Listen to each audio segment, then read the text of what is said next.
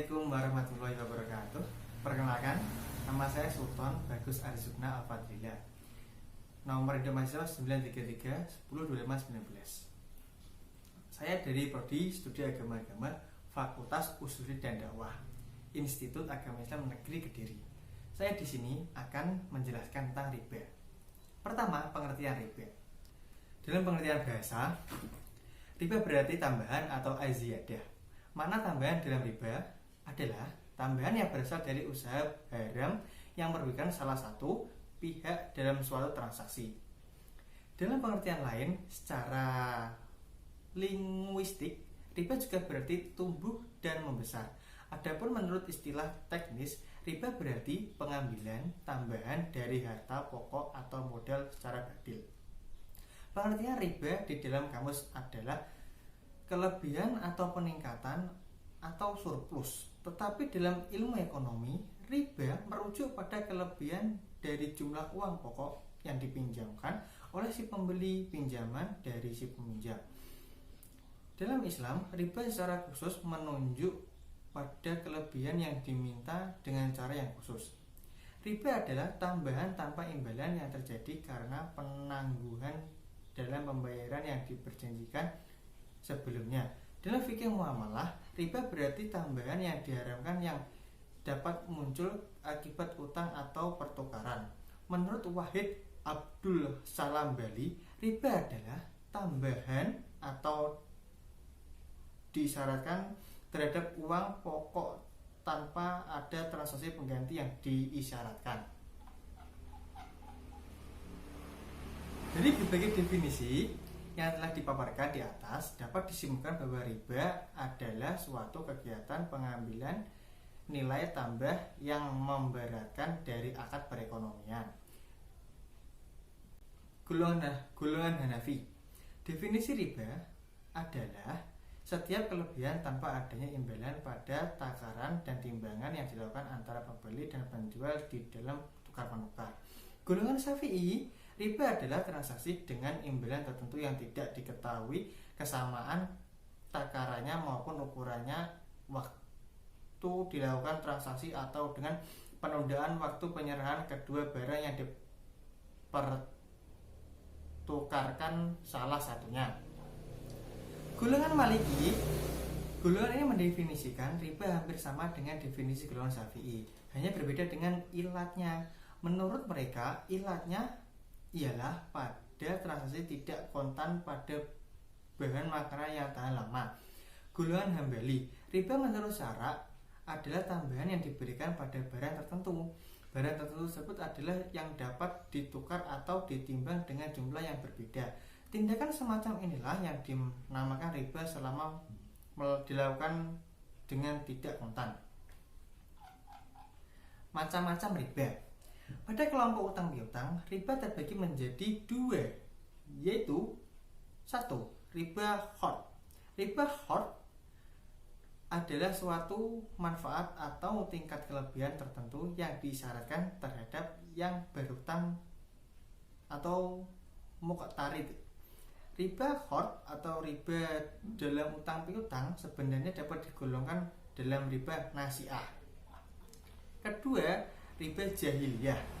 Riba jahiliyah adalah utang dibayar lebih dari pokoknya karena si peminjam tidak mau membayar utangnya pada waktu yang ditetapkan. Adapun pembagian riba yang dikelompokkan, kelompok kedua atau riba jual beli juga terdiri atas dua macam, yaitu riba fad. Riba fad adalah pertukaran antara barang sejenis dengan kadar atau takaran berbeda. Dengan barang yang dipertukarkan itu termasuk dalam jenis barang atau komoditi ribawi.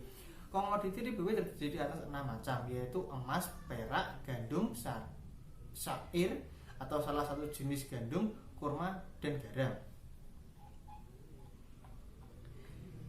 Kedua, riba nasi'ah.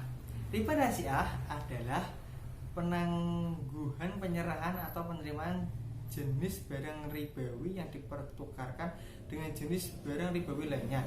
Riba nasi'ah muncul karena adanya perbedaan perubahan atau tambahan antara yang diserahkan saat ini dan yang diserahkan kemudian. Jika sebelumnya disebutkan bahwa riba khord dapat digolongkan dalam riba nasi'ah.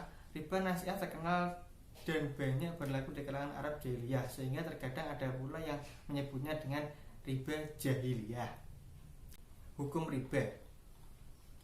Riba pada agama samawi telah dinyatakan haram sebagaimana tersebut dalam pasal 22 ayat 25 Perjanjian Lama Keluaran. Bila kamu menghutangi seseorang di antara warga bangsamu uang, maka janganlah kamu berlaku laksana seorang pemberi hutang. Jangan kamu meminta keuntungan kepadanya untuk memilih uang, tetapi Islam menganggap bahwa ketetapan yang mengharamkan riba hanya berlaku pada golongan tertentu yang tercantum dalam Perjanjian Lama, merupakan ketetapan yang telah dipalsukan. Para ahli filsafat Yunani dan Romawi menganggap bahwa bunga adalah sesuatu yang hina dan keji. Kenyataan bahwa bunga merupakan praktik yang tidak sehat dalam masyarakat merupakan akar kelahiran pandangan tersebut. Dalam agama Buddha, riba dianggap sebagai perbuatan yang menjijikan dan bertentangan dengan nilai-nilai persaudaraan dalam masyarakat. Pada Jatakas dibahas adanya larangan bagi kasta Brahmana dan Kastya untuk meminjamkan uang dengan memungut bunga. Di kalangan penindak Kristen, penerapan konsep bunga adalah dilarang.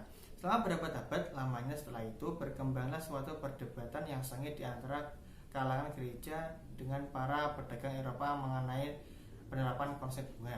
Larangan riba yang terdapat dalam Al-Quran tidak diturunkan sekaligus, melainkan diturunkan dalam 4 tahap. 4 tahap tersebut adalah menolak anggapan bahwa pinjaman riba pada zahirnya seolah-olah menolong mereka yang memasukkan sebagai suatu perbuatan takorub kepada Allah. Riba digambarkan sebagai suatu yang buruk. Allah mengancam akan memberi balasan yang berat kepada orang Yahudi memakan riba. Riba diharamkan dengan dikaitkan kepada suatu tambahan yang berlipat ganda. Tahapan terakhir adalah Allah dengan jelas dan tegas mengharamkan apapun jenis tambahan yang diambil dari pinjaman. Pelarangan riba dalam Islam tidak hanya merujuk pada Al-Quran, melainkan juga pada hadis. Hal ini sebagaimana posisi umum hadis yang berfungsi untuk menjelaskan lebih lanjut aturan yang telah digariskan melalui Al-Quran. Pelarangan riba dalam hadis lebih terperinci. Sekian dan terima kasih penjelasan dari saya. Kurang lebihnya mohon maaf. Dari temuan yang telah disebutkan dapat diketahui bahwa riba tidak hanya dilarang atau diharamkan dalam Islam, melainkan juga dalam agama lain, bahkan agama atau kepercayaan terdahulu. Adanya praktik utang piutang yang dibarengi dengan riba sebetulnya tidak diterima oleh agama yang dianut oleh para pelakunya. Sekian, wassalamualaikum warahmatullahi wabarakatuh.